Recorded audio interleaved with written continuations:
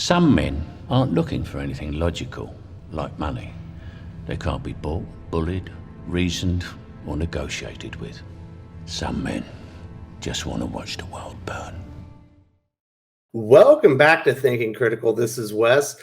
We just had DC FanDome, the first ever DC virtual Comic-Con happen, at least the first part of it this weekend. Seems to have been a big success. That's all I've seen is buzz about FanDome, whether it be, the Snyder Cut, the video game release information. But the biggest one I'm seeing is The Batman, Matt Reeves film starring Robert Pattinson as the titular Batman character, Bruce Wayne. And here with me to talk about that is a man that's very excited about this. I saw on Twitter you claimed they need to release the movie tomorrow. You'll go and take COVID for it. The real comic book gamer himself. Dylan, how you doing? I'm doing good, man. Thanks for having me. Yeah, I would just go to the theater right now. I don't care. That trailer had me hyped. Prior to this trailer, I was kind of excited for the movie. Didn't have a whole lot of hype, though. I was like, I don't know how Pattinson will be. I don't know. And then I saw that trailer, and it was done so well. Definitely one of the best comic book movie trailers I've ever seen. People are excited for that movie. But I do want to say this before we get into the details. If you're new to the channel, or you've been visiting but you haven't subscribed, subscribe to Thinking Critical YouTube. Hit the bell for notifications. If you enjoy this conversation, give us a thumbs up. Let us know you want more of this. If you think we're a couple of rubes and we don't know what we're talking about, give us an enormous thumbs down. Let us know either way in the comment section below. We love hearing the feedback. Also, if you haven't subscribed to Dylan's channel, are you nuts? There will be a link in the video description and an opportunity to subscribe at the end of the video as well. All right, Dylan. So I've had issues mostly with the casting of the film. I'm a huge Matt Reeves fan. What he's done with Planet of the Apes has been spectacular. He can certainly build a franchise, and it feels like that's what he's doing here. This is not connected to what the DCEU is right now. It's not connected to Wonder Woman, Shazam, the Flash movie, any of that stuff coming out. It's its own kind of multiverse. Batman multiverse is out in its own corner. Eventually, I imagine they will cross over. And I think it's smart to let Matt Reeves, somebody that's built something kind of from scratch based on an older IP, to do this. But I had trepidations about the cast, and I still do. But, the character that we do see the most in the trailer is Robert Pattinson. What do you think about him? Is he filling out that suit correctly? I think he looks good with the suit on. You can't really tell what type of shape he's in that well. I saw some people saying he looks great, other people saying he looks too small. I feel like in the suit you can't really tell. But my main concern with him was his voice, because he has a very light, high-pitched voice, even when he does his American accent. So I was like, I don't know how his Bruce/Batman voice is going to be. But then he says one sentence in the trailer, but he sounds really good in that one sentence. Like, okay, I can actually buy this guy as Batman, because before in all the interviews and the different movies I'd heard his voice in, I was very concerned about that. But he won me over in the trailer. He sounds good. He's definitely got the Batman jawline, that's for sure. He looks good in the suit. I think he looks good, very emo, but still good as Bruce. I think he looks good. He definitely, because he was one of my biggest fears about the movie, was I have no clue how he's going to be. I heard a lot of people said he's great in other movies, everything he's been since Twilight, but that doesn't necessarily mean he'd be a good Batman. But in this trailer, he did a great job. I'm really excited to see him as Batman now. He does look like a little bit more of a shut-in billionaire. He's not exactly tanned up like Ben Affleck. It's definitely a different take on the character. You mentioned the suit. I like the suit. I like the idea of the gun that was used to kill his parents is basically the bat symbol on the front and everything. But the suit does, in action, it reminds me a lot of Daredevil from Netflix when he finally got his armor on. Not necessarily a bad thing, but maybe a little confusing. I agree. But I think the two big things that lead to the Daredevil comparison is this part of the cowl. If you take away the ears, it's literally the Daredevil cowl. It looks just like it. The ears are the only thing that really make it more distinct when it comes to the cowl itself. And then the other thing is how brutal he is, because Netflix Daredevil was very brutal. When he takes that guy, break his arm, and then just starts smashing him, that reminds me so much of Netflix Daredevil, because we haven't really seen that brutal of a Batman. And even Batman v Superman, Batman was brutal, but to a different degree than this one, from what we've seen. And then obviously there's him with the red lights, which you'll think of Daredevil as well. But yeah, I could definitely see it. I really like the suit for the most part. I'm just mixed on the ears. There's some perspectives where the ears look good, and others where like, I don't like the ears, they don't look right. But the rest of the suit I like. I love the bat symbol. I think it looks great. Like the chest plate and everything looks good. It's just the ears that I'm like 50-50 on. Sometimes I think it's good, and then other angles, like, I'm not really digging it. I like the idea of the suit. The way I'm interpreting this is Batman Year 2. We know that from Matt Reeves' interview at the Comic-Con panel. This is Batman in his early days, that he's kind of retrofitted or created this gear himself, whether it be his suit. Obviously, the Batcave is work in progress. The Batmobile obviously is a muscle car that he's souped up and done a few modifications to. We do see the grappling hook, but I don't think we're going to see a lot of technology, which I'm really excited about, because I think that overtakes the character too often. They're going to concentrate on him being more of a detective and how he becomes the world's greatest detective. I think that's a really good idea, and I'm really excited they're skipping the origin. We all know why Batman, has his mission, why he took his vow. I don't think we need to visit that again. So I think they're starting in a good place with the character. We'll see what happens with Robert Pattinson. Obviously, we got one line of dialogue. We didn't get a lot of as far as interactions of characters, but it looks good so far. But we do need to talk about the Riddler. It's quite apparent that the villain of this movie is Riddler. Yes, Penguin is in there. There might have been, maybe that gang is related to Joker. Certainly, it could be related to the Riddler as well. He's got some type of skeleton, symbol on his riddles that he's giving. This is definitely not the Riddler that we've seen in any movie or TV show, or really, I mean, even in the Gotham TV show, that Riddler is a little bit more insane. This guy looks way more violent, way more sociopathic. I don't think we've even seen this in the comic book so much, where he's certainly not Joker, but he's kind of playing that line where he's that crazy, but he's got, he's doing the riddles and he's challenging like Batman to a duel of wits. Yeah, he seemed, the thing that I noticed that was interesting about this Riddler is he seems not necessarily like straight up evil trying to be bad guy, but more of like a neutral anarchist type guy. Because you see that one dude that he murders, for all the speculation, it looks like it was like a corrupt politician that he murdered, and he's going and he's like taking out these sort of corrupt people in his sort of brand of justice. And then also he's talking about how Batman turns a blind eye to certain things, and he's talking about, and so he's seeing Batman as corrupt as well. So it seems like that's an interesting take on Riddler. Instead of just being like a bad guy, he's more of like an anarchist. So I think that was interesting. I'm really glad that I think his voice sounds really good, because generally with Riddler, it's like, oh, he's a smart guy, so he'd sound like a nerd. So they try to like get someone to do like a really nerdy voice, but this guy doesn't have a nerdy voice. I love his voiceover throughout the entire trailer. I think he sounds great. I think this trailer definitely had like a David Fincher vibe, like a Seven type vibe, like a big time. And I really, really enjoyed that with all the riddles. And it just, I think Riddler, for the most part, I like this interpretation so far. I just don't like the look of him. But again, this is early on, so I'm hoping by the end he gets the suit and tie look, because that's my favorite Riddler, is like the clean suit and tie look. I don't like the Tom King looking Riddler where he has his shirt bust open, like the question mark symbol on his chest. I hate that. I don't like the jumpsuit Riddler. I like the clean suit and tie look, so I'm hoping he gets that at the end of this movie. Yeah, he's almost got like a Breaking Bad Riddler, where he's kind of got like he's got like some goggles and some type of headgear and some glasses on it, but he's also wearing like a green like lab coat type of thing. Definitely visually not what we're used to seeing.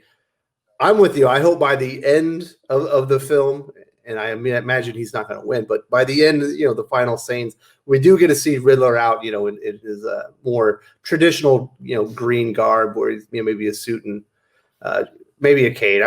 Maybe we're not going to see a cane in this. Maybe Jim Carrey wore that one out in the movie. Possible, but yeah, I also really like the detective aspect of it, because we haven't really got any detective Batman in the movies so far. In the Dark Knight trilogy, there were detective elements, but it's pretty much just Bruce being like, "Oh, let me enter this thing into the back computer. Okay, solved," and then that was it. So it's nice seeing like a low tech Batman actually having to figure things out. I'm really stoked to see how that plays out. Now, the third character in the trailer that really stands out, and you talked about it already, is Gotham itself. It is very dark, very bleak. I thought I had the exact same reaction to it. I was like, this feels like I'm watching Batman in the movie Seven.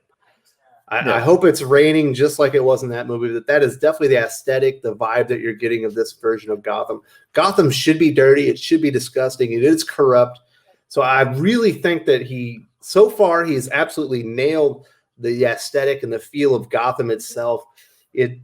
Gotham is one of the greatest characters in Batman lore. You know, when you just think about the vibe that it brings in, and just the just inherent corruption and evil that it kind of invites into its wake. So I think that was done really good. It looks like he didn't go to your traditional, Gotham spots for shooting. I guess he went over to England a little bit. He didn't just go to New York City or Chicago. I think that was a really good move on Matt Reeves' part. And I think he really nails the aesthetic. But the trailer itself is very dark. It is very gloomy. I imagine the movie itself isn't going to be quite that dark the entire time, but it's certainly got a feel to it.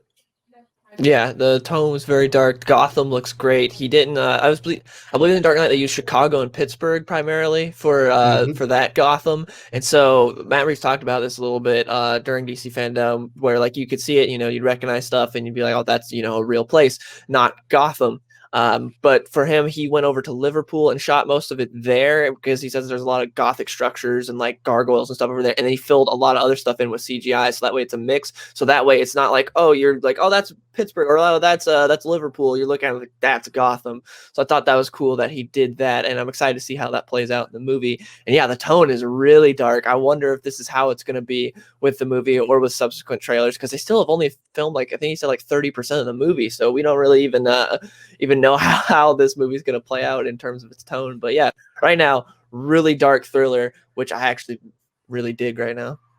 Yeah, it feels like there's a lot of setup going in this, and I kind of dig that idea where it is primarily focused on Batman in his early days, kind of struggling, got a big test in front of him, going to have to be the world's greatest detective to beat Riddler. Obviously he's a genius, but possibly hints to Joker, certainly hints to the Penguin. We know that's Colin Farrell. Didn't even realize he was in the trailer until you pointed it out. We don't see Andy Serkis, I think, as Alfred in there either. We get a little glimpse of Catwoman, Zoe Kravitz. Looks like she and Bruce square off. She might be in Wayne Manor stealing something similar to what we saw in the Dark Knight trilogy. So obviously we do see Gordon quite a bit. So sorry, real quick. She's actually breaking into the place where that guy died in the beginning. Okay. You know where that mayor dies? So it's not Wayne Manor, it's that place. But yeah, I noticed because I rewatched Trilogy so many times yesterday. She's breaking into that place. So I don't know what that, like, why is she doing that? There's something there. Maybe that guy got killed over something. But yeah, we got all these different characters. It definitely has a mix of Year One and Frank Miller's Year One and Jeff Johns' Earth One. Like, it definitely feels like a mix of that. Especially Jeff Johns' Earth One was very much like a low tech, like starting out Batman that was still trying to get things figured out. So I love both those books. And so I think that's like great places to pull from. And I hope the movie's like that. And yeah, Penguin was in it for a little bit. We get to hear Andy Serkis as Alfred, but yeah, we don't ever see him. I think he'll do a great job, though. Andy Serkis is great in like everything he's in, so I'm really excited about that. But yeah, we see that little bit of Catwoman. We see them fight for 2 seconds, and I like the movement between them two. And I think their interactions are going to be very Year One-esque. At least that's my predictions. But yeah, I'm really stoked for this movie. Feels like across the board, the reception to the trailer has basically been, 2 thumbs up. People are excited for the movie. I still have some skepticism about the casting, but it definitely seems like Matt Reeves nailed the aesthetics. Batman looks excessively brutal. He is the one scene where he meets those gang members and he talks. I think he ends up saying, "I am vengeance" instead of "I am Batman." I like that they changed that line up a little bit. He definitely beats that guy to a pulp in front of all his friends. And so it's definitely a good start. Obviously, 25% of the movie has been filmed. There's a lot of stuff to flesh out here, but Matt Reeves and Warner Brothers and DC Films, they definitely brought their A game, and I can definitely see why everyone's so excited. I'm definitely more excited after seeing this. They definitely got some things 100% correct. Yeah, and it's great timing too, because with all the big heroes in Marvel, sort of retiring with Iron Man, Captain America stuff going away, Hugh Jackman being done with Wolverine, you might as well be retired.